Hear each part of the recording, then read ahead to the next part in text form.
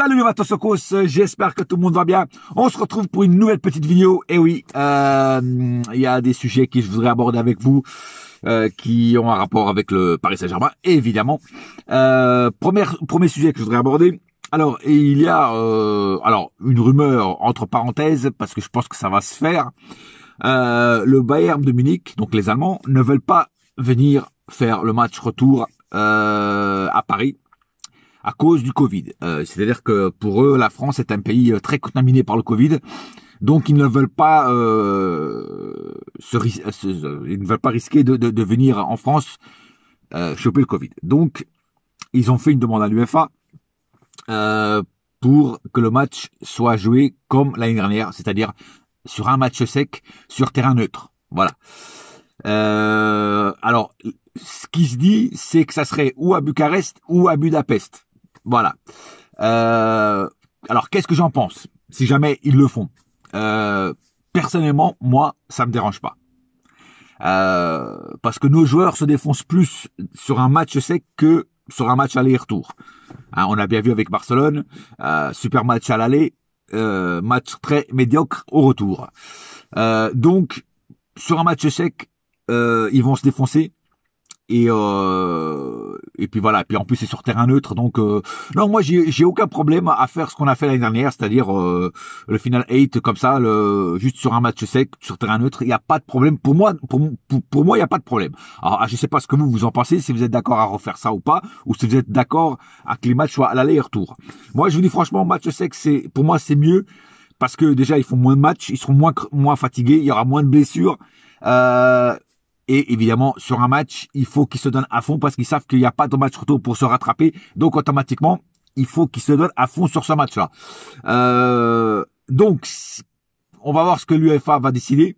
Mais s'ils décident de faire un match sec sur terrain neutre, donc ou à Bucarest ou à Budapest, moi, je suis pas contre. Voilà, je suis vraiment pas contre du tout. Voilà, j'espère même que ça se fera. Et qu'on puisse faire un match intéressant et un match fort pour qu'on puisse prendre un petit peu entre parenthèses, notre revanche. J'aime pas dire ce mot-là, mais voilà, notre revanche par rapport à l'autre match avant, où il nous avait gagné que 1-0. Donc là, j'espère tout simplement que le match sera différent, évidemment, que le résultat sera différent surtout. Mais voilà, moi en tout cas, mon opinion, moi je suis pas contre jouer contre le Bayern juste sur un match sec en quart de finale de Ligue des Champions. Voilà. Ah, maintenant, laissez vos commentaires et dites-moi ce que vous en pensez, vous, si vous êtes d'accord ou pas de faire sur un match sec ou sur un match aller-retour. Deuxième sujet que je voulais aborder. Alors, il y a des rumeurs comme quoi la Juventus serait sur Moïse Kean. Voudrait Moïse Kean. Alors, déjà c'est une mauvaise nouvelle pour nous, c'est une bonne nouvelle pour le joueur parce que bon, le joueur monte en puissance et c'est sûr que maintenant les clubs vont commencer à s'intéresser à lui aussi. Mais on a quand même un petit avantage, même deux petits avantages. Pourquoi? Déjà, c'est nous qui avons été le chercher à Everton, c'est nous qui lui avons donné du temps de jeu et c'est nous qui l'avons mis dans la lumière. Bon, bien sûr, lui, il a travaillé pour ça, mais c'est quand même grâce au PSG qu'il est revenu à la lumière du jour. Parce qu'il était quand même un petit peu à la ramasse à Everton et dans tous les clubs où il est passé. Donc, là-dessus, on a déjà une petite longueur d'avance sur la Juventus. Et puis je pense que Everton, vu qu'on a été les premiers à le chercher, je pense que s'ils doivent le vendre, je pense qu'ils vont privilégier le PSG à la place de la Juve. Sauf si la Juve donne un prix fou pour l'acheter, quoi. Voilà. Deuxième avantage qu'on a, c'est que Moïse Kean a déjà joué à la Juventus de Turin et ça s'est pas super bien passé. Alors, il a souffert de racisme là-bas, voilà, par rapport au public, tout ça. Et ses compatriotes, enfin ses collègues de travail, hein, c'est les autres joueurs de la Juve, ne l'ont pas soutenu. Voilà, il souffrait énormément de racisme là-bas parce qu'on sait très bien qu'en Italie il y a beaucoup de racisme sur les joueurs africains et donc il a énormément souffert de racisme et ses collègues n'ont jamais bougé le petit doigt pour lui, l'ont jamais soutenu par rapport à ce qui souffrait, quoi. Voilà, et aux injures racistes qui souffraient. La propre Juventus n'a pas non plus réagi, n'a pas bougé son derrière pour la vieille dame n'a pas bougé son derrière pour on va dire pour aider son joueur. Donc tout ça, donc l'aventure Juventus n'a pas super bien ne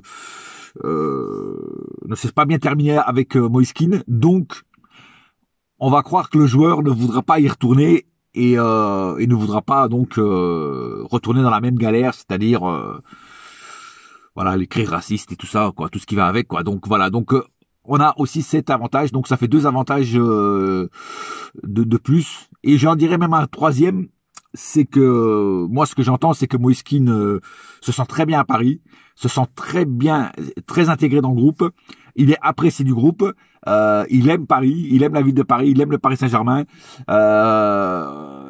Voilà, il se sent bien là, il se sent bien au Paris Saint-Germain. Voilà, il se sent bien aussi, il est très bien vu dans le vestiaire. Et je pense que tout ça réuni, tous ces trucs là que j'ai dit là, je pense que ça va aider le Paris Saint-Germain à être prioritaire sur sur ce dossier.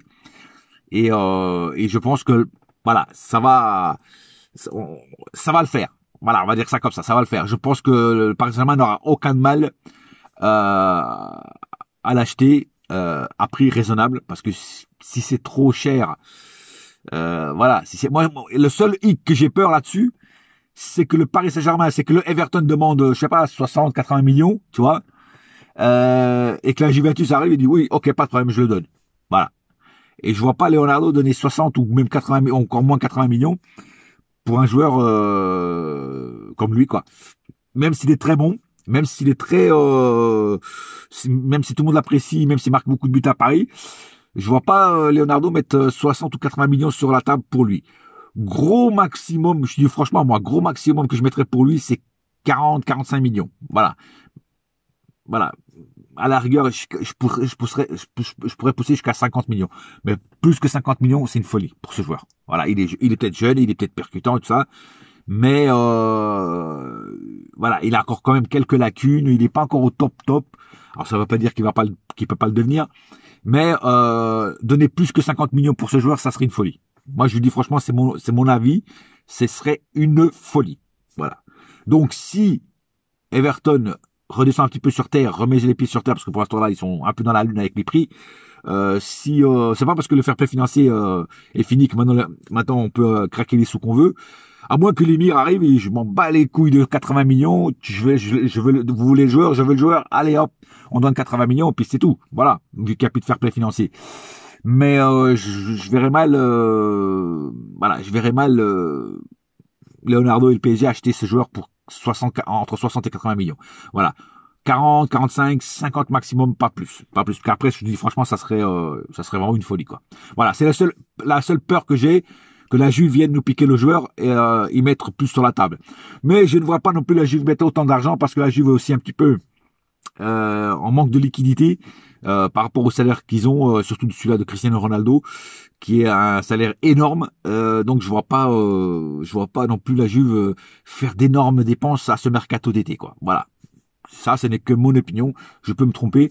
Mais je pense qu'il n'y a aucun club qui fera des folies cet été, même le Paris Saint-Germain. Hein, je pense pas qu'il fera des folies. Hein. Après, je suis pas dans la tête de Leonardo, je suis pas là dans la tête de Nasser, et je suis surtout pas dans la tête du Prince.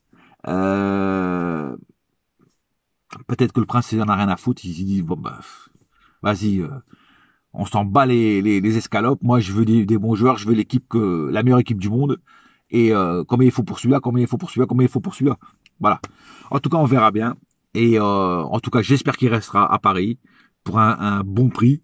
Et c'est parce que c'est un joueur qui apporte beaucoup, dans le fond de jeu, qui apporte beaucoup dans beaucoup de choses. Voilà. Donc c'est un joueur vraiment à garder, quoi. Voilà. En tout cas, à tout faire pour garder.